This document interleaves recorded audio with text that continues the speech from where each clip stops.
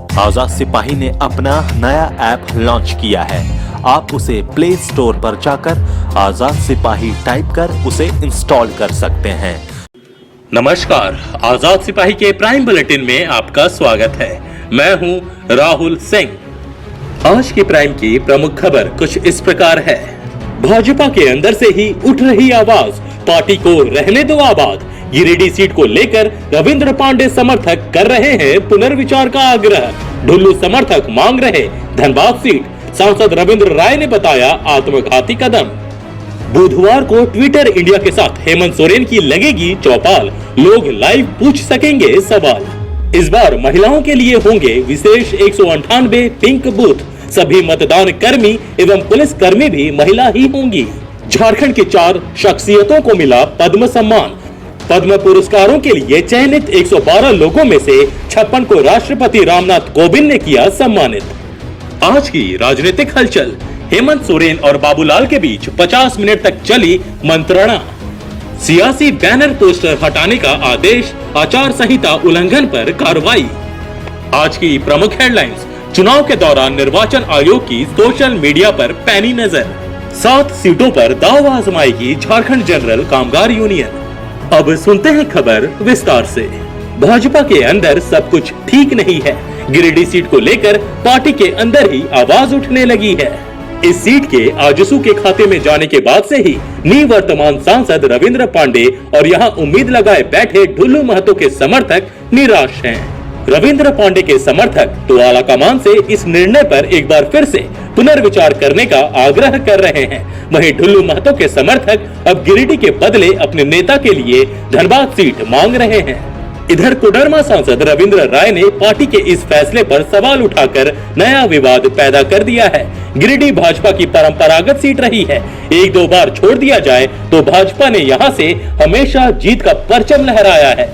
अगर आजसू को यह सीट दी जाती है तो आत्मघाती कदम के समान होगा। उन्होंने यह भी कहा कि गिरिडीह लोकसभा सीट आजसू को देने संबंधित पार्टी का कोई अधिकृत बयान नहीं आया है। इस बाबत अब तक पार्टी द्वारा किसी तरह की घोषणा की सूचना नहीं है। फिलवक्त जिस तरह की चर्चा हो रही है वह जनता के बीच दुष्प्रचार करने की कोशिश है। डॉक्टर राय ने कहा कि गिरिडीह लोकसभा सीट से आजसू को लड़ने का विचार ही नहीं करना चाहिए। इससे विरोधियों को लाभ मिलेगा।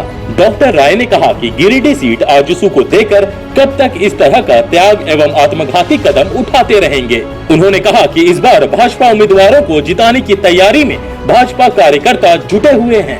उधर गिरिडीह लोकसभा से बाघमारा के बीजेपी विधायक ढुल्लू महतो या उनकी पत्नी सावित्री देवी को सीट देने की मांग बीजेपी कार्यकर्ता कर रहे हैं। भाजपा प्रखंड कमेटी के अध्यक्ष बच्चू राय ने गिरिडीह लोकसभा सीट आजसू पार्टी को दिए जाने पर दुख प्रकट करते हुए कहा कि यह सीट भाजपा के लिए काफी मायने रखती है। गिरिडीह लोकसभा से आजसू पार्टी जनाधार विहीन है। यहाँ से ढुल्लू महतो या उनकी पत्नी को टिकट मिलना चाहिए। बच्चू राय ने कहा कि ढुल्लू का जनाधार गिरिडीह है। वहीं सांसद रविंद्र राय के समर्थक निराश हैं। सांसद प्रतिनिधि अनिल उपाध्याय एवं अन्य ने कहा कि हम लोग पार्टी के साथ सांसद रविंद्र की कार्यशैली के कायल हैं। वे 5 बार गिरिडीह से सांसद रहे हैं, जबकि 2009 में आजसू के तत्कालीन प्रत्याशी राजकिशोर मेहता तथा 2014 में यूसी मेहता अपनी जमानत भी नहीं बचा पाए थे। इस एक सीट की शहादत कतई मंजूर नहीं है। अब नजर डालते हैं आज की दूसरी प्रमुख खबर पर। ट्विटर इंडिया ने झामुमो के कार्यकारी अध्यक्ष हेमंत सोरेन के साथ मिलकर बुधवार 13 मार्च की शाम 3:30 बजे से 5:30 बजे तक सोहराय भवन हरमू में हेमंत की चौपाल का आयोजन किया है। इसका ट्विटर इंडिया और हेमंत के ट्विटर से लाइव हैंडल किया जाएगा। आम जनता इसमें लाइव सवाल कर सकते हैं। इसकी जानकारी झामुमो के सुप्रियो भट्टाचार्य ने सोमवार को पत्रकारों को दी। उन्होंने बताया कि 1951 के आम चुनाव के बाद काफी कुछ बदला है। अब स्मार्ट दुनिया, स्मार्ट परिवेश में सबके पास स्मार्टफोन है। 1.5 करोड़ नए मतदाता इस बार अपने मताधिकार का प्रयोग करने जा रहे हैं। हेमंत सोरेन के फेसबुक से 70,000 लोग जुड़े हैं। ट्विटर पर 11,000 लोग उनको फॉलो करते हैं। ट्विटर इंडिया पर उनका अकाउंट ब्लू डॉटेड वेरीफाइड है, जो अकाउंट की विश्वसनीयता को दर्शाता है। इसी कारण ट्विटर इंडिया ने उनके साथ मिलकर चौपाल आयोजित करने का फैसला किया है, जो झारखंड में पहला है। अब नजर डालते हैं आज की तीसरी प्रमुख खबर पर। इस बार चुनाव में महिलाओं के लिए विशेष पिंक बूथ बनाए जा रहे हैं। रांची लोकसभा क्षेत्र में 198 पिंक बूथ बनाए जाएंगे। मतदाताओं को जागरूक करने और चुनाव में अधिक से अधिक मतदाताओं की भागीदारी हो, इसे लेकर महिलाओं के लिए विशेष मतदान केंद्र बनाए जा रहे हैं। इन मतदान केंद्रों में सबसे खास बात यह होगी कि यहाँ न सिर्फ महिला मतदाता होंगी, बल्कि यहाँ के सभी मतदान कर्मी एवं पुलिस कर्मी भी महिला ही होंगी। अब नजर डालते हैं आज की चौथी प्रमुख खबर पर। झारखंड में जनसेवा के लिए भाजपा सांसद कड़िया मुंडा को पद्म भूषण। स्वास्थ्य के क्षेत्र में निस्वार्थ सेवा करने के लिए रांची के चिकित्सक डॉक्टर श्यामा प्रसाद मुखर्जी, पर्यावरण के क्षेत्र में काम करने के लिए जमुना टुडू और सांस्कृतिक क्षेत्र में सराहनीय काम के लिए हजारीबाग के बुलू इमाम को पद्मश्री दिया गया है। भारत के राष्ट्रपति रामनाथ कोविंद ने सोमवार को राष्ट्रपति भवन में इन शख्सियतों को यह सम्मान देकर सम्मानित किया। बता दें कि हर साल गणतंत्र दिवस के मौके पर नागरिक सम्मानों की घोषणा होती है।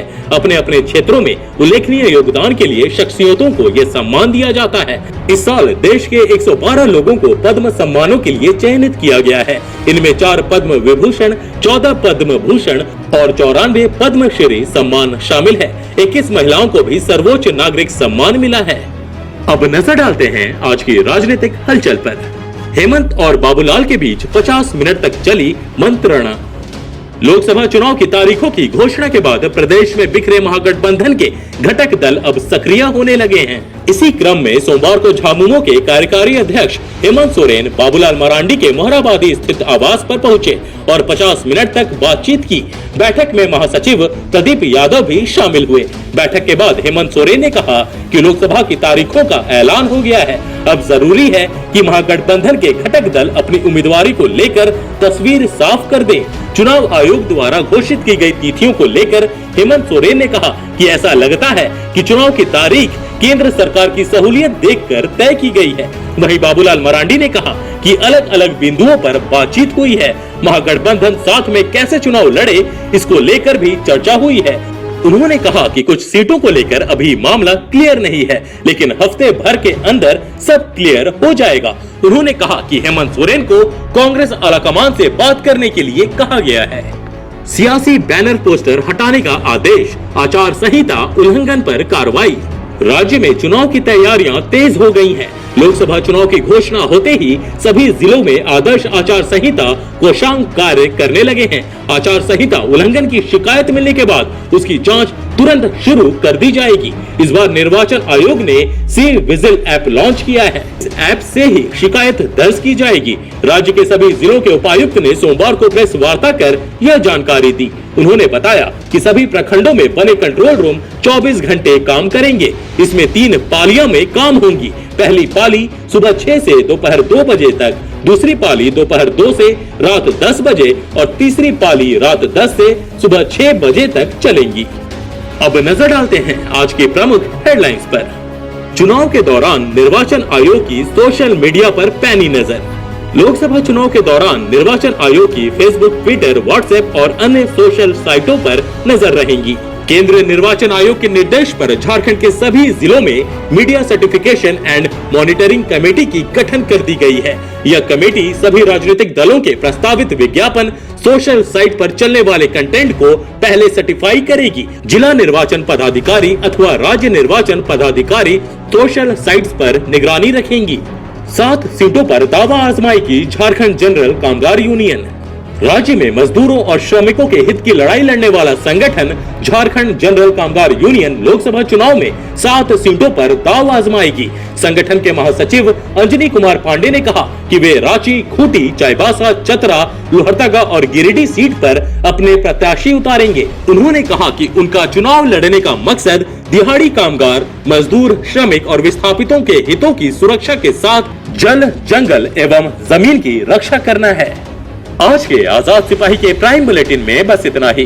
देश विदेश की तमाम बड़ी खबरों के लिए आप पढ़ते रहिए अपना लोकप्रिय दैनिक अखबार आजाद सिपाही। और हाँ, आप हमारे इस YouTube चैनल को सब्सक्राइब करना ना भूलें। जुड़े रहिए आजाद सिपाही के साथ। धन्यवाद।